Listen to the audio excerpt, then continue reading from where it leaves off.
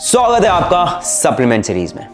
मैं वेजिटेरियन हूँ और वीगनिज्म को बिल्कुल सपोर्ट करता हूँ। और सच बात बोलूँ तो मैं 2 साल तक खुद भी वीगन रहा। लोगों को लगता है कि यार ऑप्शंस की कमी होगी, टेस्ट नहीं होगा। ऐसा बिल्कुल नहीं है, ट्रस्ट मी। ना, ऑप्शंस भी बहुत हैं, टेस्ट की भी कोई कमी नहीं है। अगर आप वीगन हो, वेजिटेरियन हो, आप अगर जंक खाना है तो आपको उसमें भी मिल जाएगा। अगर आपको अच्छी हेल्दी डाइट चाहिए तो भी आपको उसमें मिल जाएगी। आपने काफ़ी देखा होगा, इंडिया में जैन लोग होते हैं, बिल्कुल अनियन गार्लिक भी नहीं खाते। तो इट्स ऑल अबाउट डिसिप्लिन। अगर डिसिप्लिन है ना लाइफ में तो आप कोई भी डाइट आराम से फॉलो कर सकते हैं। एज अ वेजिटेरियन बहुत बार आपने सुना होगा, टॉन्ट में सही, मजाक में सही, कि बाहर जाके वेज कौन खाता है, नॉन वेज खाओ मर्द बनो। या सबसे कॉमन जो मेरे से पूछा जाता है, वेज में आप अपना प्रोटीन कैसे कंप्लीट करते हो। तो ये सब मैं भी सुन चुका हूँ, लेकिन जो मुझे सही लगा एथिकली अपने हेल्थ के लिए, मैंने वही फॉलो किया। परफेक्ट नहीं हूँ पर कोशिश ज़रूर करता रहूँगा। ऐसा नहीं कि किसी के ज़बरदस्ती इन्फ्लुएंस में आके मैं फॉलो करने लगा कि दोस्त ने कहा ये खा लो, चिकन खा लो, ये खाना है, ये पी लो, स्टार्ट कर दिया। ऐसा नहीं। हो सकता है आप एक एज पे हो, जैसे यंगस्टर्स हो, टीनेजर्स होते हैं, सराउंडिंग्स को फॉलो करते हैं, फ्रेंड्स फैमिलीज़ को फॉलो करते हैं, ठीक है। लेकिन मेरे लिए अभी जो इम्पॉर्टेंट है, जितनी ज़्यादा मुझे नॉलेज हुई न्यूट्रिशन को लेके, मेरे लिए logical scientific knowledge on foods, nutrition और मेरी हेल्थ, ये तीनों चीज़ें सोच के ये बहुत मैटर करती हैं। पर एक चीज़ जो लोग मोस्टली एज अ वीगन और वेजिटेरियन कंप्लीटली इग्नोर कर देते हैं, चाहे एथलेटिक परफॉर्मेंस की बात करें या फिर जनरल हेल्थ, कुछ न्यूट्रिशनल डेफिशिएंसीज के चांसेस ज़्यादा होते हैं होने के। देखो, सी फूड्स में हेवी मेटल का रिस्क है, ज़्यादा रेड मीट होने से कोलेस्ट्रॉल, आपका कैंसर रिलेटेड रिस्क है, एग से हार्मोनल कंसर्न्स हो सकते हैं। पर इसका मतलब ये नहीं कि प्लांट बेस्ड फूड्स एकदम परफेक्ट है, नहीं। There are lot of allergies, soya allergy, nut allergy, gluten allergy. तो ये सब आपको काफ़ी ज़्यादा डाइजेस्टिव स्ट्रेस भी देखे जा सकती हैं और उसकी वजह से आप काफ़ी डिजीज़ भी डेवलप कर सकते हैं। तो आपको न्यूट्रिशन को इस नज़रिए से देखना है कि हर फूड को इंडिविजुअल डाइसेक्ट करना है, इंग्रेडिएंट बाय इंग्रेडिएंट, तब जाके डिसाइड करना है। ऐसा नहीं कि ये डाइट पहले से ही सोच लिया है अच्छी है, ये फूड सुपर फूड हो गया, ऐसे कंसिडर नहीं करना। काफ़ी फूड्स हैं जो मैं अपने क्लाइंट्स को रिकमेंड ही नहीं करता। फॉर एग्जाम्पल सोया, क्योंकि डाइजेशन अगर उनका प्रॉब्लम हो रही है तो मैं उनकी बॉडी और क्यों डैमेज करना चाहूँगा। और कुछ क्लाइंट्स जो ऑलरेडी प्लांट बेस्ड डाइट पे हैं, वो अपना न्यूट्रिशन कंप्लीट नहीं कर पा रहे। तो इस वीडियो में मैं आपको बताऊंगा वो टॉप 6 सप्लीमेंट्स जो आप कंसिडर कर सकते हैं एज अ वीगन और vegetarian, backed by science and my own experience of 10 years in this industry. Let's dive in. सबसे पहला सप्लीमेंट, विटामिन B12। ये वाटर सॉल्युबल विटामिन है। ये आपका ज़्यादातर एनिमल प्रोडक्ट्स और फोर्टिफाइड फूड्स में पाया जाता है, जिसकी अगर कमी है आपकी बॉडी में, उसकी वजह से आपको एनीमिया, ब्रेन फॉग, फटीग, ये सारे सिम्टम्स के काफ़ी ज़्यादा चांसेस हैं। और जैसे एज भी बढ़ती जाती है, वैसे हो सकता है कि आपके विटामिन B12 का एब्जॉर्प्शन इतना अच्छा ना। तो अगर आप वीगन हैं तो आप डेफिनेटली कंसिडर करें एक सप्लीमेंट विटामिन B12 का। लेकिन अगर आप वेजिटेरियन हैं तो आप अगर डेयरी प्रोडक्ट्स खाते हैं, एग्स खाते हैं, तो आपको हो सकता है उसकी ज़रूरत ना हो। अब आते हैं फॉर्म पे। आपको फॉर्म लेनी है बायोएक्टिव फॉर्म, जो है मिथाइल कोबालामिन, ये आपको फॉर्म कंसिडर करनी है। अब आते हैं लास्ट डोजिंग पे, जो आप कंसिडर कर सकते हैं 250 mcg per day. Number 2, vitamin D.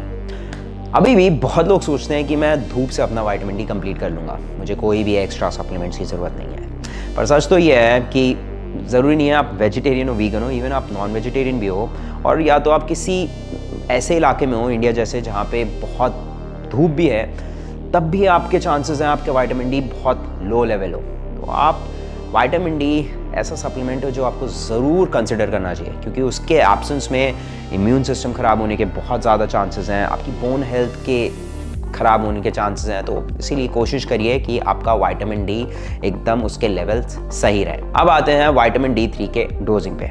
पर उससे पहले मैं बोलूँगा आप अपना ब्लड टेस्ट कराइए, जिससे आपको पता लग जाए कि आपका विटामिन D3 के लेवल्स क्या है। जनरली अगर आपके विटामिन D3 के लेवल्स 30 नैनोग्राम्स पर मिलीलीटर से कम हैं तो आप विटामिन डी सप्लीमेंट कंसिडर कर सकते हैं। अगर बहुत ही ज़्यादा कम है, लेट्स से 10-12, तो आप 50,000 से 60,000 IUs पर वीक एक टैबलेट ले सकते हैं फॉर 8 वीक्स। उसके बाद आप उसको टेपर डाउन करिए, 2000 IU per day as a maintenance dose आप लेना स्टार्ट कर दीजिए। और अगर आप एथलीट हैं या जनरली भी अगर आपको लगता है कि 20 से ऊपर है, लेवल्स बहुत ज़्यादा कम नहीं है, तो आप 2000 से 5000 IU डेली भी ले सकते हैं विटामिन डी की एज अ मेंटेनेंस डोज। और हाँ, विटामिन डी को आप K2 के साथ भी ले सकते हैं। It's a good team work, क्योंकि विटामिन डी आपका कैल्शियम एब्जॉर्प्शन में हेल्प करता है और वहीं K2 ये ध्यान रखता है कि आपका जो कैल्शियम है वो सही जगह डिपॉजिट हो, जैसे कि आपके बोन्स, टीथ, ना कि आर्टरीज और सॉफ्ट टिश्यूज में रहे। और विटामिन डी और K दोनों ही फैट सॉल्युबल विटामिन है, तो अच्छा होगा कि आप कोई मील के बाद लें या फिर ओमेगा 3s के साथ आप ले सकते हैं। अब इसी से आते हैं हमारे तीसरे सप्लीमेंट पे, जो है ओमेगा 3s। हमारे ब्रेन, हार्ट, जॉइंट हेल्थ का एक महत्वपूर्ण सप्लीमेंट। अब हमारे जो एसेंशियल फैटी एसिड्स होते हैं वो 2 टाइप के होते हैं और बॉडी उनको खुद प्रोड्यूस नहीं कर पाती। फर्स्ट है हमारा लिनोलेक एसिड LA, दूसरा है अल्फा लिनोलेनिक एसिड ALA। इसे हम आसान भाषा में ऐसे समझते हैं ओमेगा 6 और ओमेगा 3s।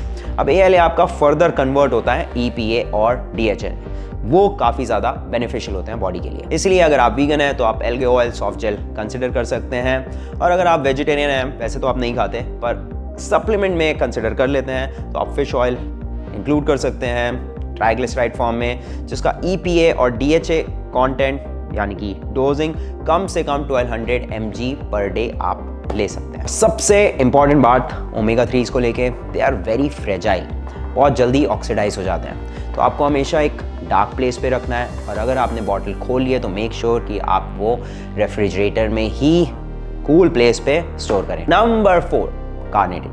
ये काफ़ी इंपॉर्टेंट रोल प्ले करता है आपका कॉग्निटिव हेल्थ में, एनर्जी मेटाबॉलिज्म में, कार्डियोवैस्कुलर हेल्थ में भी।